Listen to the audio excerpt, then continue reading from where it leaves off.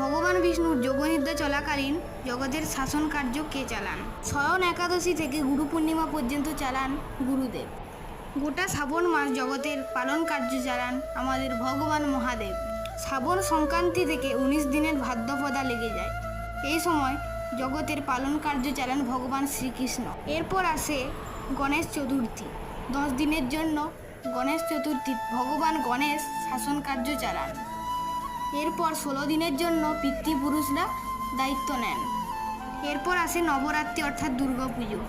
এই সময় মা দুর্গা 10 দিন পালন কার্য চালান।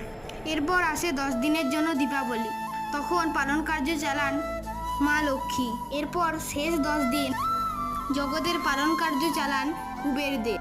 এরপর দেবউঠনি বা উত্থান একাদশীতে ভগবান বিষ্ণু জেগে যান। ভগবান শিবের ভক্তরা কমেন্টে হর হর মহাদেব অবশ্যই লিখুন।